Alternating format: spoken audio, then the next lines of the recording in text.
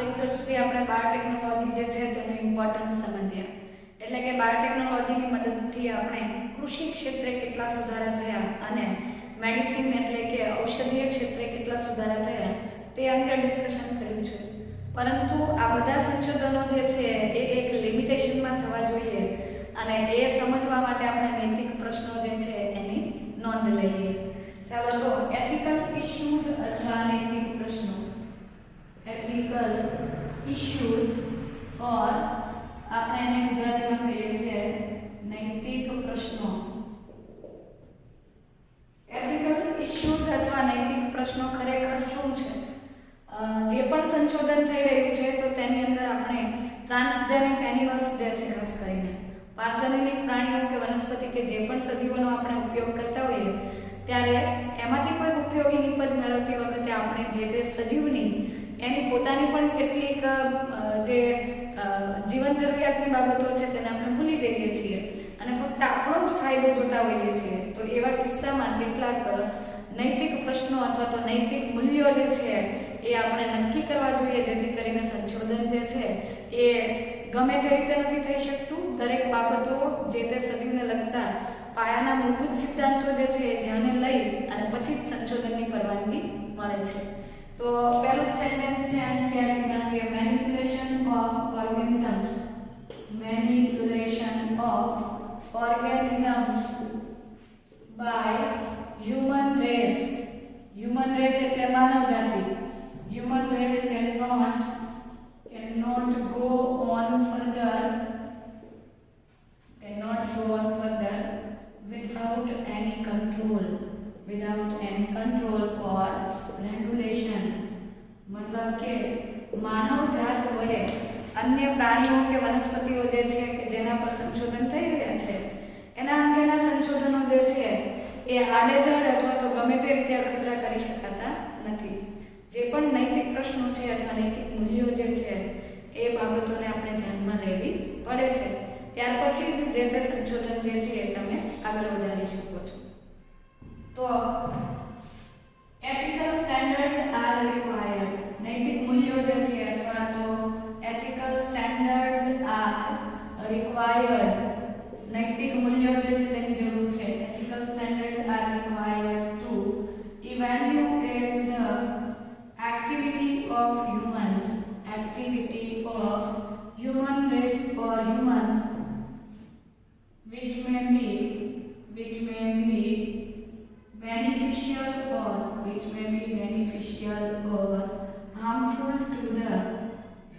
be beneficial or harmful to the living organisms. मतलब કે સજીવો જે છે કે જેના પર આપણે પ્રયોગો કરી રહ્યા છીએ એ સજીવો ઉપર આપણા જે અખતરા અથવા પ્રયોગો છે એ પર્ટિક્યુલર સજીવ માટે ફાયદાકારક પણ હોઈ શકે, હાનિકારક પણ હોઈ શકે. તો એ બેનિફિશિયલ છે કે હાર્મફુલ છે, મતલબ કે એનાથી જે તે સજીવને કોઈ હેલ્પ મળે છે, સહાય મળે છે કે નુકસાન થાય છે એ બાબતો નક્કી કરવા માટે કેટલાક નૈતિક મૂલ્યો જે છે અથવા નૈતિક પ્રશ્નો જે છે એ ધ્યાનમાં લેવા પડે છે. અને સામાન્ય રીતે જેનેટિક મોડિફિકેશન્સ જે છે genetic modifications may lead to unpredictable results.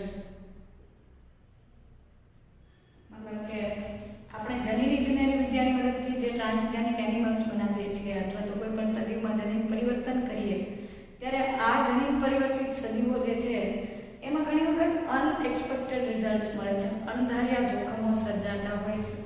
જેમ કે આપણે પેસ્ટ રેઝિસ્ટન્સ પ્લાન્ટ્સ બનાવીએ અથવા નિંદણનો પ્રતિકાર કરતી વનસ્પતિ બનાવીએ તો માઇટ બી પોસિબલ કોઈ વાર એવું બી બને કે જે પહેલા નિંદણ બનતી હતી એના કરતાં વધારે સક્ષમ નિંદણ જે તે જનીન પરિવર્તિત વનસ્પતિની બાજુમાં ઉગી શકે અને એનો નિકાલ કરવા માટે આપણા માટે અઘરો પ્રશ્ન બની શકે.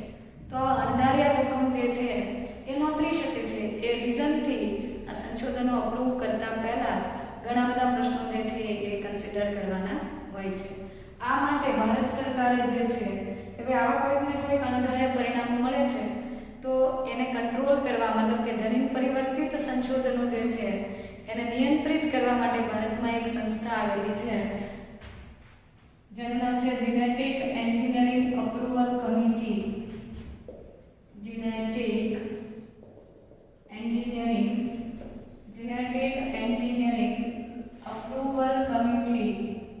આ અપ્રુવલ કમિટી એવી કમિટી છે કે જે જનીન વિદ્યાને લગતા અથવા જનીન પરિવર્તિત સજીવોને લગતા જે પણ સંશોધનો છે it makes decisions for genetic modification research and introduction of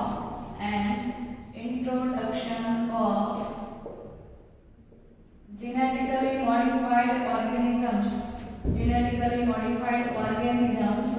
for public services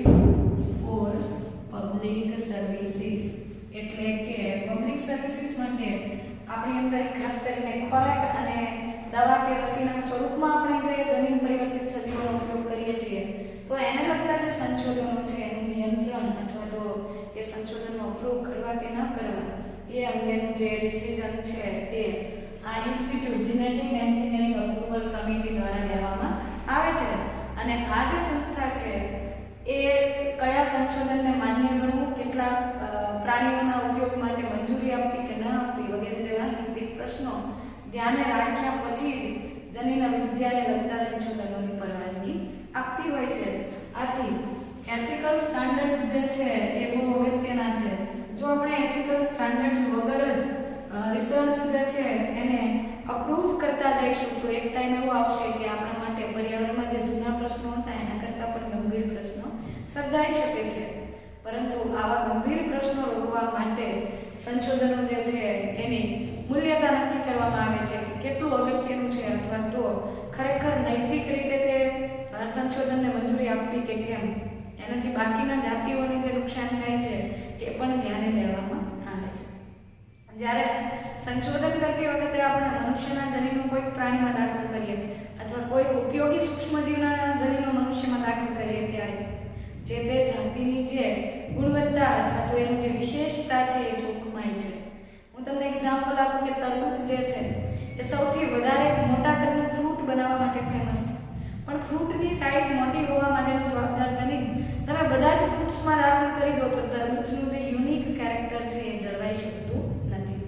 આ રીતે આવા બધા સ્ટાન્ડર્ડ્સ જે છે એ ખૂબ જ અગત્યના હોય છે અને ખાસ કરીને પબ્લિક સર્વિસીસ માટે આવા જનીન પરિવર્તિત સજીવો જે છે એ વપરાતા હોય છે. પરંતુ મુખ્યત્વે બે પબ્લિક સર્વિસીસમાં આ જેનેટિક મોડિફિકેશન્સ વપરાતા હોય. કયા બે? એક તો છે એગ્રીકલ્ચર ક્ષેત્રે, એગ્રીકલ્ચર અથવા ફૂડ પ્રોડક્શન, ખોરાકના ઉત્પાદન માટે, ફૂડ પ્રોડક્શન અથવા તો ખોરાકના ઉત્પાદન માટે, અને બીજું છે દવા માટે એટલે કે મેડિસિન્સ, ઔષધીય ક્ષેત્રે. આમ ખોરાકના ઉત્પાદનમાં અને ઔષધીય નિપજોની પ્રાપ્તિ માટે જે જેનેટિકલી મોડિફાઈડ ઓર્ગેનિઝમ્સ છે એ ખૂબ જ ઉપયોગી ગણાય છે. અને આવા સજીવો જે છે એના લીધે આપણે એ સમજી ચૂક્યા છીએ કે કૃષિ ક્ષેત્રે અન્ન ઉત્પાદન વધ્યું, પાકના ગુણવત્તામાં વધારો થયો, પોષણ મૂલ્ય વધ્યું, પરંતુ સામે જે તે જાતિની જે પ્રામાણિકતા છે એનો નાશ થાય છે. વન્ય જાતિઓ જે છે, જંગલી જાતિઓ છે એની કમ્પેરિઝનમાં હાઇબ્રિડ અથવા સંકર જાતિઓ જે છે એ પ્રતિકારકતાની દ્રષ્ટિએ સક્ષમ જે છે એ હોતી નથી. તો આવા જે એગ્રીકલ્ચરને લગતા કે મેડિસિનને લગતા કે મનુષ્યના માટે ફાયદાકારક સંશોધનો થાય છે એના માટે પણ કેટલાક પ્રશ્નો ઉદ્ભવે છે. જેમ કે આ બધા સંશોધનો કરવા બદલ વ્યક્તિને પેટન્ટ આપવામાં આવતો હોય છે અને જે બાયો પેટન્ટ છે એને લઈને કેટલાક પ્રશ્નો સર્જાય છે. તો આપણે એ સમજવાના છે. ચાલો તો ત્યાર પછી આપણે સમજીએ કે બાયો પેટન્ટ શું હોય છે અને એના લીધે વિશ્વમાં કયા પ્રશ્નો ઉદ્ભવે છે. તો બાયો પેટન્ટ જે છે અથવા જૈવિક પેટન્ટ જે છે, બાયો પેટન્ટ અથવા જૈવિક પેટન્ટ જે છે, પેટન્ટ અથવા ઇજારો. પેટન્ટનો અર્થ થાય છે ઇજારો. ઇજારોનો મતલબ એવો થાય કે જે તે સંશોધન કાર્ય કરવા બદલ જે તે વ્યક્તિને કોઈ રોયલ્ટી ઇન્કમ મળતી હોય છે અને એનું જે પ્રોડક્ટ છે તેનું વેચાણ એ જે તે સંસ્થા અથવા વ્યક્તિની મંજૂરી વગર વિશ્વમાં બીજા કોઈ લોકો કરી શકતા નથી. તો આ પેટન્ટ જે છે શા માટે આપવામાં આવે છે કે જેણે જે તે નોલેજ અથવા તો જે સંશોધનથી માનવ માટે કોઈ સુવિધા વિકસાવેલી છે તો એ સુવિધામાં વધારો કરવા બદલ એમને પેટન્ટ આપવામાં આવતો હોય છે. પરંતુ એને લગતા પણ કેટલાક પ્રશ્નો જે છે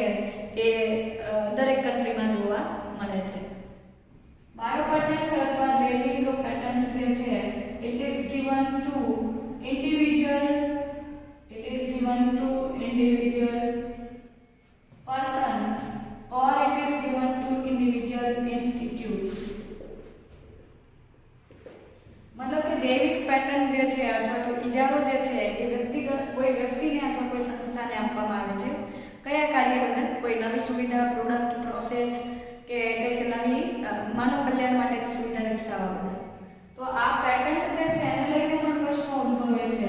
for example, many patents are given to multinational institutes or commercial institutes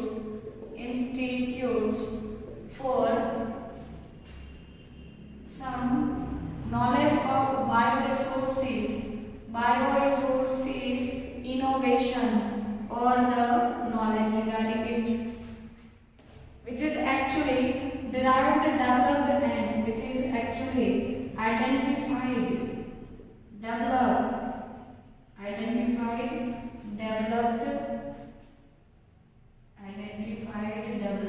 and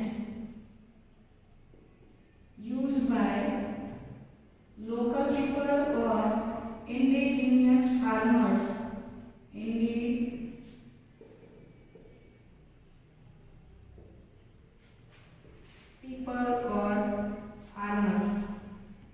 કેટલીક વખત આ બાયો પેટન્ટ જે છે એ મલ્ટીનેશનલ કંપનીઓને આપવામાં આવતો હોય છે.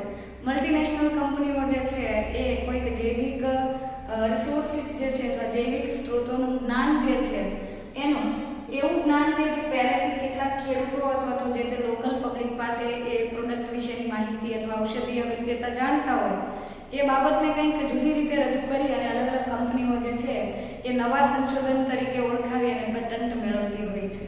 પેટન્ટ મેળવે છે એનાથી બેનિફિટ શું થાય? જે તે કંપનીને એ પ્રોડક્ટ બદલ બેનિફિટ થતો હોય છે અને એનું વેચાણ જે છે the product cannot be sold by any other countries or person without authorization by that person. જે વ્યક્તિએ કોઈ નવું સંશોધન કર્યું છે અથવા કોઈ નવી પ્રોડક્ટ અથવા પ્રોસેસ ડેવલપ કરી છે એ વ્યક્તિની ઓથેન્ટિક મંજૂરી વગર અન્ય કોઈ કન્ટ્રી એનું ઉત્પાદન કરી શકતી નથી અને કારણે ઘણા બધા પ્રશ્નો ઉદ્ભવે છે. દાખલા તરીકે બાસમતી રાઈસ અને રાઈસની વાત કરીએ તો રાઈસ જે છે ઇમ્પોર્ટન્ટ ફૂડ ગ્રેન, મતલબ કે ખોરાક માટે વપરાતા બીજ છે એ પૈકીનું ખૂબ અગત્યના બીજ છે અથવા તો વપરાતા અગત્યના ધાન્ય છે. આ રાઈસ જે છે એની more than 2 lakhs varieties are present in India. 2 lakh જેટલી ચોખાની અલગ અલગ વેરાયટી જે છે ભારતમાં વાવવામાં આવે છે. ઇવન બાસમતી રાઈસની આપણે વાત કરીએ તો બાસમતી રાઈસ જે છે it is famous for its unique aroma and flavor. તો આ બાસમતી રાઈસ તો ભારતમાં પહેલેથી ઉગે છે અને બાસમતી રાઈસ જે છે એની લગભગ 27 ડોક્યુમેન્ટેડ વેરાયટીઝ જે છે 27 documented varieties are cultivated in India. ભારતની અંદર 2 લાખથી વધારે વેરાયટી રાઈસની જોવા મળે છે અને એમાં પણ 27 તો બાસમતીની વેરાયટી છે કે જેનું ડોક્યુમેન્ટેશન છે. આ બાસમતી રાઈસ જે છે એન્શિયન્ટ ટાઈમથી ભારતમાં ઉગાડવામાં આવે છે અને બાસમતી રાઈસ અંગેનું વર્ણન જે છે એ એન્શિયન્ટ ટેક્સ્ટ ફોકલોર્સ એન્ડ પોએટ્રી આ બધાની અંદર એના વિશેનું વર્ણન છે. કોઈક ને કોઈક જગ્યાએ બહુ પુરાતત્વ કાળથી ભારતીય જે જૂની લિપિઓ છે અથવા જૂના ગ્રંથો છે અથવા કોઈ કાવ્ય સમૂહો છે કે દંતકથાઓ છે તેની અંદર બાસમતી રાઈસ જે છે એના વાવેતરનો ઉલ્લેખ છે અને પરંપરાગત સંકરણથી ભારતમાં પણ ઘણી બધી વેરાયટીઝ ડેવલપ કરવામાં આવેલી છે. તો આ ભારતીય બાયોરિસોર્સિસ જે છે આ ભારતના બાયોરિસોર્સિસ અને એના અંગેની બાબતો જે છે એનો લાભ જે છે ભારતને મળવો જોઈએ. પરંતુ જે મલ્ટીનેશનલ કંપનીઝ જે છે અથવા ડેવલપ્ડ કન્ટ્રીઝ વિકસિત દેશો જે છે કે જેની પાસે યંત્ર સામગ્રી વધારે છે, ફાઇનાન્શિયલી બહુ તેઓ આગળ વધતા છે, આ દેશના લોકો શું કરે છે? વિકસતા દેશો જે છે એના નોલેજનો ઉપયોગ કરી અને નવી મેથડ્સ ડેવલપ કરે છે નવી વેરાયટીઝ મેળવે છે અને એનો પેટન્ટ જીતે છે અને એ બદલ તેમને ફાયદો થાય છે. બદલામાં જે ડેવલપિંગ કન્ટ્રીઝ વિકસતા દેશ જે છે એ આવી કોઈ વેરાયટી જે છે એનું ઉત્પાદન નથી કરી શકતા અને ઉલટાનું જે તે વેરાયટી તેને આવા ડેવલપ્ડ અથવા વિકસિત દેશો પાસેથી મોંઘા ભાવે ખરીદવા પડે છે. તો આ એક નૈતિક આ પણ એક મોટો પ્રશ્ન છે કે જૈવિક પેટન્ટ અથવા બાયો પેટન્ટ જે છે એને અપ્રૂવ કરવા માટે કોઈક ખાસ નિયમો રચવા જોઈએ જેથી આંતરરાષ્ટ્રીય સ્તરે દરેકનું મૂલ્ય જે છે દરેક કન્ટ્રી જે છે પોતપોતાનું મહત્વ અથવા તો સંશોધન મૂલ્ય જાળવી શકે. તો એનું એક એક્ઝામ્પલ આપ્યું છે આપણને એનસીઈઆરટી માટે. In the year 1997 1997 an American institute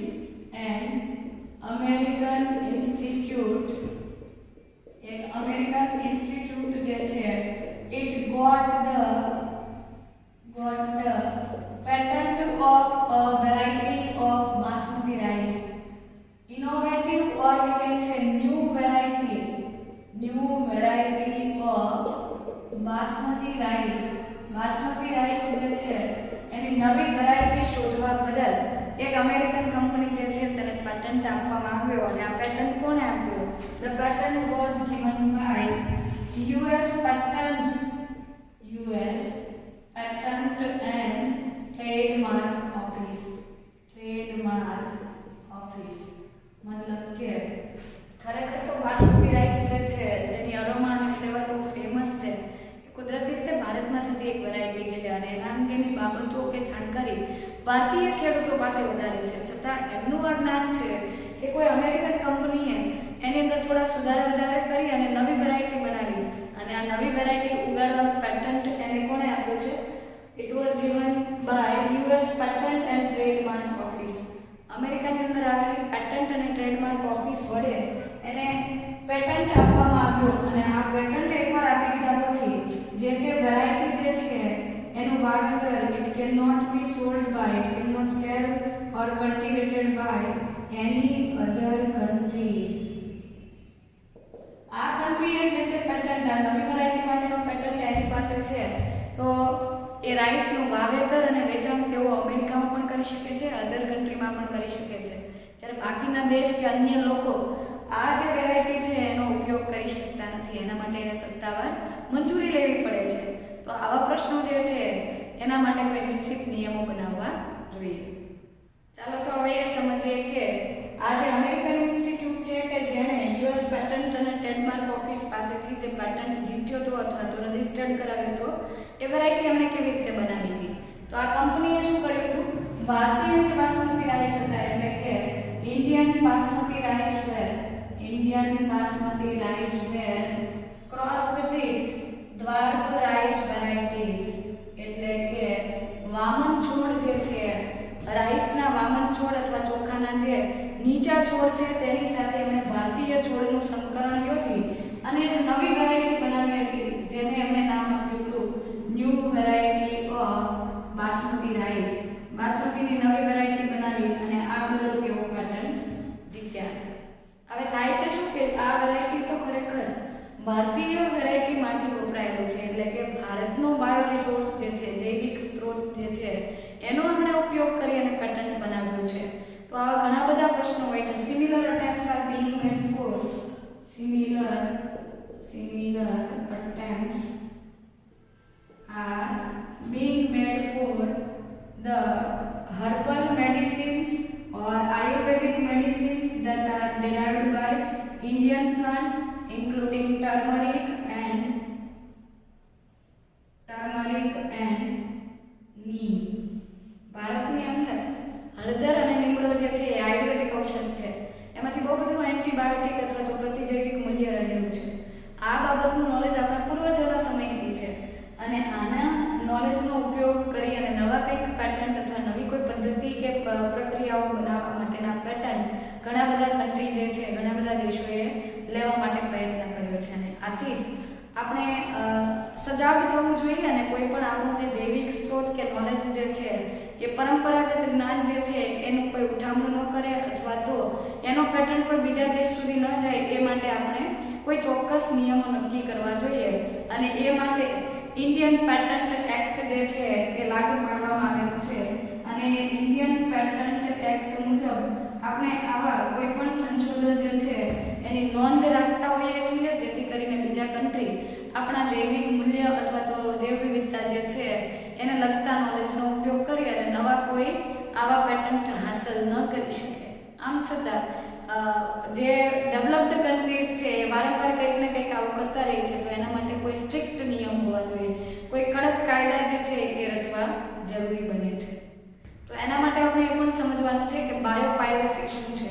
એકબીજાના જ્ઞાનનું ઉઠાંતરણ થાય છે તો એના માટે કોઈ ચોક્કસ નિયમો લાગુ પડવા જોઈએ કે જેથી જે જ્ઞાન અથવા તો જે નોલેજના હકદાર ખરેખર જે લોકો છે એને એનું વળતર મળે. વળતર લીધા વગર કોઈ પણ આવા જે નોલેજ જે છે એની ખરેખર તો આ ચોરી કહેવાય, તો આ અટકાવવા માટે નિયમો રચવા જોઈએ. ચાલો, તો ત્યાર પછી આ બાયો પેટન્ટ મેળવવા માટે થતી જૈવ તસ્કરી અથવા બાયોપાયરેસી છે એ પણ સમજી લઈએ કે બાયોપાયરેસી શું છે. બાયોપાયરેસી જૈવ તસ્કરી. જૈવ તસ્કરી એક એવી બાબત છે કે જેમાં જે વિકસતા દેશો જે છે એના પરંપરાગત અથવા રૂઢિગત જ્ઞાનનો ઉપયોગ વિકસિત દેશો કોઈ પણ ઓથોરાઇઝ પરમિશન વગર કરે છે અને બદલામાં જે વ્યક્તિ જેના હકદાર છે એને કોઈ ફાયદો થતો નથી. તો બાયોપાયરેસી refers to the use of bioresources by multinational companies and other organizations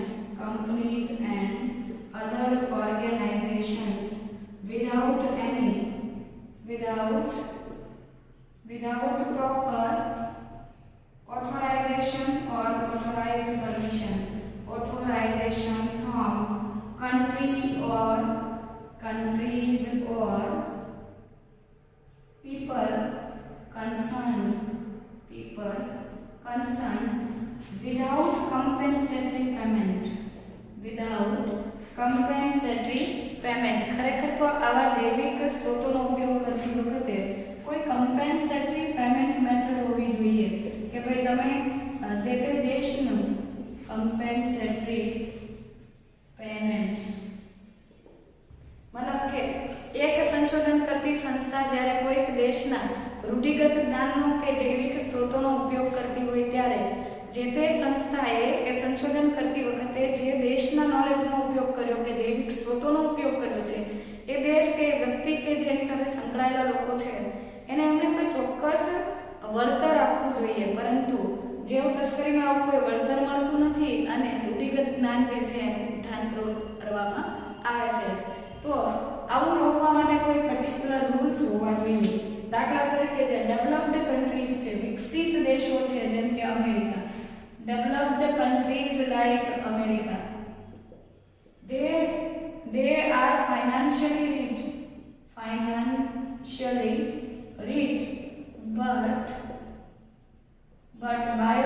but poor in biodiversity and cultural knowledge or conventional knowledge.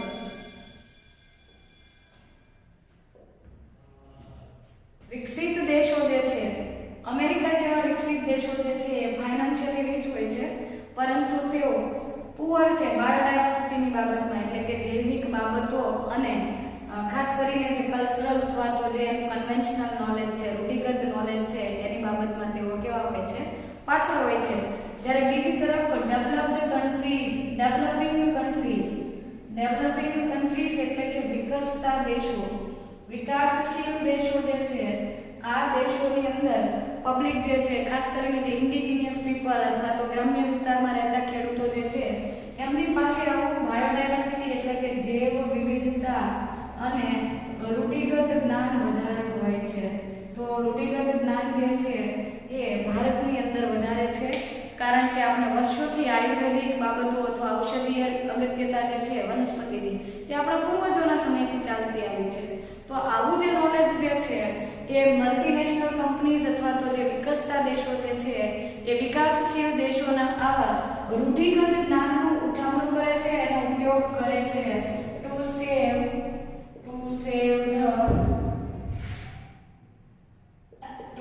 the time, effort and expenditure during commercialization. એટલે કે સામાન્ય રીતે આ જે આપણું રૂઢિગત જ્ઞાન છે એ કેટલાય વર્ષોના અનુભવથી પણ આપણને પ્રાપ્ત થયું હોય કે જે ઉધરસ જે છે, ખાંસી જે છે એની સારવાર માટે આપણે હળદરનો ઉપયોગ કરી શકીએ. એ વર્ષોથી આપણા પૂર્વજોના પ્રયોગ પરથી મળેલું જ્ઞાન છે. એવી જ રીતે લીમડો અથવા નીમ જે છે એની ઔષધીય અગત્યતા પણ આપણને આવી રીતે સાંસ્કૃતિક વારસામાં મળેલી છે. તો આ રૂઢિગત જ્ઞાનનો ઉપયોગ એ આપણા કોઈ એથિકલ અથવા તો કોઈ ઓથોરાઇઝ્ડ પરમિશન વગર વિકસિત દેશો શું કરે છે, આ નોલેજનો ઉપયોગ કરી અને કોઈક સંશોધન કરે અને નવીન રીતે રજૂ કરે છે અને નોવેલ્ટીના ફોર્મમાં એને એક્સપ્રેસ કરે છે. આ નોલેજ જે છે એને તેઓ they represent as novelty of product.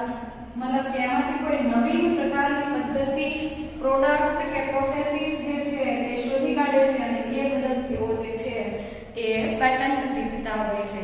તો આ કારણથી વિકાસશીલ દેશો જે છે એને કોઈ ફાયદો થતો નથી અને વિકસિત દેશો આવી રીતે એનું શોષણ કરીને વધુને વધુ વિકસતા જાય છે, જ્યારે વિકાસશીલ દેશો જે છે એને કોઈ બેનિફિટ મળતો નથી.